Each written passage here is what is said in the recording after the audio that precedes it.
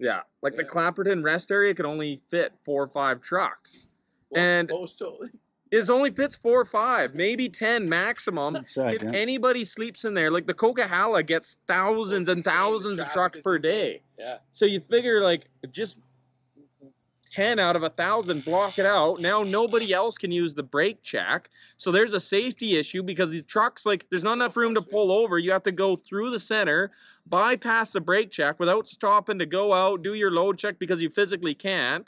Or somebody does stop in the middle, it blocks it for everybody else. And there's no reason to sleep there when right at the bottom of the hill, there's that big pullout. They can fit 200-300 trucks at that pullout because it's designed for when the Coquihalla closes to take like 300 trucks. Yeah. And then there's a truck stop that can take 100 right at the bottom of the hill. Yeah, exactly. And then like, so literally 5-10 minutes down the road, there's parking for 500-600 trucks when there's big signs at Clapperton that says no longer than 15 minutes because they haven't built it big enough. They did the math based on the volume of trucks going through. That's how long you can stay before it gets congested. Yep. And then when it gets congested, it makes it unusable. And at nighttime is when it's probably arguably the most important because that is when oversized loads go and wide loads. And those are the guys you really need doing safety checks and walkarounds. And they can't even fit into Clapperton. Well, it's everybody. Like the brake check is a good area. You get out, you walk around, you check your flat tires, your load securement. At night, that's even more important, and there's literally no room there at night. Like the government really, really needs to expand that. And if they don't, they should actually have CVSC up there enforcing that rule of 15 minutes, knocking on doors and being like, you got to get out of here. Like it is. And I hate that rule. They're like, well, the e-logs are ran out. But as a driver, like there's a big rest area at Lac Lejeune that can fit 40-50 trucks. 15 minutes before, 5 minutes before, there's Helmer that can fit 20 trucks. And that's literally like 3 minutes in front of the brake check. So if you're that close on the log, pull over at the Helmer rest area 3 minutes before. Yeah. Or if you got another 10 minutes, keep going. But if you're at Helmer where there's pull out and parking for 30-40 trucks, there is no reason to drive 3 minutes later where you know there's no truck parking. Oh. And I guess a lot of the problem, though, is like long haul guys that aren't from the area or coming out of Ontario, they just see it and they see brake check. And normally brake checks like up at Zopkius, there's parking for 100 trucks up at Zopkius, 200 trucks. There's no problem with trucks parking there at night at Zopkius because they built it big enough for it. But if you're expecting that when you hit Clapperton, there's just not enough room. No, that makes sense. Absolutely. No, I thought it was hilarious. It is. I love that. And you know what? It could have been, to me, it could have been any, sleep restricted fucking zone. Well, and I get, there's some guys that they made a good point where it's safety, because we're trying to say, like, it's safety because trucks can't park there. Yeah. But they also say, like, well, if they're already asleep in the middle of the night and you're waking them up, now they're going to be tired and unrested the next day. So I get that point, too. But it's like, so where does it start? Where does it stop? Where's the person, like you said, you have to have a personal responsibility somewhere in your head that's like, okay, my log's close, I should know where that honestly should come to the driver. If they're like, oh, I got woken up in the middle of the night because I parked in an area where I wasn't allowed to park, well, then go back to sleep for an extra 3-4 hours then if that's what you need at the end of the night to recover on that. Sleep in an extra 2 hours later in the day. That's on that driver's personal responsibility to make sure they got enough rest, not just, oh, okay, I've been off duty for 8 hours and I had to move. Okay, time to go back to work. Well, no, go back to sleep. You parked in an area where you weren't legally allowed to park because it causes a safety issue and your sleep got disturbed. So go down the road, catch up on your sleep, and sleep at the next spot. There's no reason to... Yeah. There's no reason to block off a place where guys need it just to do the regular job. It's a brake check is a safety issue. It's like it's like, in my opinion, it's like sleeping in a runaway lane. It is. You don't sleep in a runaway lane because that's a safety issue. Don't sleep and block the brake check because that's a safety issue. We need that. You'd think truck drivers would understand that it's a safety. It is a good subject to use to help teach people that don't know differently. Exactly. Well, you know what we need? That's a good point. Like, I got to drive truck in Europe, and what Europe has is dedicated rest areas, and they have areas in there where it's 15-minute stopping areas or service areas, and then they have dedicated rest areas. So, like, you go pull in, they dedicate them, like McDonald's will take one over, or Burger King, or 7-Eleven, whoever, they own the rest area. So I think that's what we need to do is get the Crown land, because it's Crown land, lease that to a company, and what they're required, they get a 5-year lease. They are responsible to maintain the clean, make sure the grass is cut, make sure the garbage is picked up, make sure the lot's serviced. They have to provide 24-hour washrooms, 24-hour showers, and facilities to the driver. Yeah. Their convenience store needs to be 24 hours. Nice. They don't always need card locks or anything like that. Most of them don't have card locks, they're just rest areas. But rather than getting highways and the government to maintain the rest areas, they say, okay, you can build a little convenience store, but you need, they privatize it. And you know, it's just a lease of the government land, and that's responsible. You got to maintain it. If the highways come in and be like, you're not maintaining your parking lot, you're not maintaining these responsibilities, we're not going to renew your lease. The same way we do the highways contract. If you're not maintaining the highways, it goes to somebody else.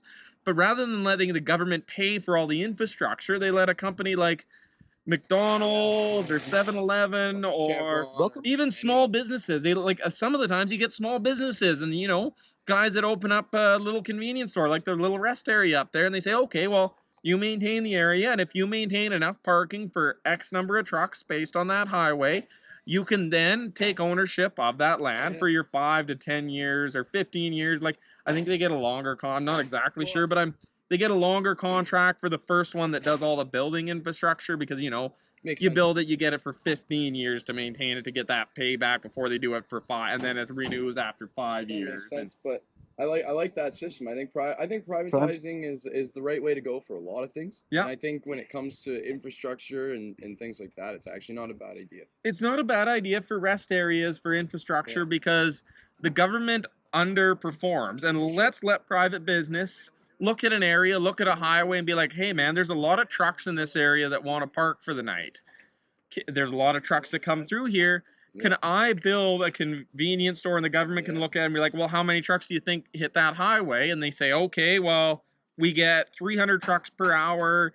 You need parking for 1% of that truck you need, or you need 10%. You need a parking for 30%. That's 10% of the hourly rate. We say 1 in every 10 trucks an hour, will 10% of the trucks during the day pull over and have a nap. That's the best way to get highway infrastructure built. So when you look at things like Clapperton, that big rest area at Helmer right before that could be a massive pullout ran by 7-Eleven or somebody. Yeah. And you know what? That would also solve issues like during the COVID crisis, which I mean, there's likely to be a few more crises in our lifetime that are going to shut down, you know, our public services. And that would actually give a place for dedicated truck driver services, which are obviously fucking necessary. Well, if we lose truck drivers, our supply chain drops and the world slows. Yep, and it's the best way that, like, so the government doesn't want to spend the money on truck drivers. Let the private businesses and make sure it's mandated that, like, you have showers or washrooms or some of them are even mandated, like they have gym equipment in it, like gyms, all that. I think that's important. They could be competing for truckers to use them. Absolutely. You would buy the best service and or the most amenities, and then you'd want to use that place. And then like Poland, they had this is like a good example of private, like gym membership. You're never going to get a private gym to do it. So the Polish Trucking Association, I forget what it is, a lot of it was in Polish, but I did a little research because I thought it was cool that I was seeing all these gyms everywhere. But it was a government-ran organization that said, you know what, we're concerned about the health of the truck drivers, so we're going to mandate that all these places have access to gyms. And stuff? Yeah, just pure mechanical gyms. Some of them were outside, like the outdoor gyms. Other ones had little indoor gym areas. The outdoor gyms. But every little rest area. So when the guy takes a 30-minute break, he can hop on a little treadmill or a little weight thing outdoors. Like, he can burn off that energy for that 20, 30 minutes. And, like, it probably helps take a load off their healthcare system. And, like, truly, it really would. does, It would. I bet pedestrians use it like regular not foot traffic, but regular truck traffic as well. And that's a big issue is, like, at a rest area, there's nothing to really do for driver health. So you pull in there, like, what do? Like, most guys when they're taking a 20-minute break, they sit at their wheel and they play on their phone, or they sit in the restaurant and just eat out of boredom. Yeah. But, like, if you put a little gym in there, a little exercise, you get a little muscles, like, some of them have little arcade things that you can play. Like, it just gets you out there doing a few things. And that's a government part that's like, hey, this is good for our healthcare services. This is good for the health. It's good for driver alertness too. Because if you're out there, you're exercising, you go back into the truck, you're much more alert than if you just sat there, ate burgers, and now you're in that carb coma. Yeah, way more alert. How you making out? All done. Let's shoot the battery. All right. Woo! Batteries.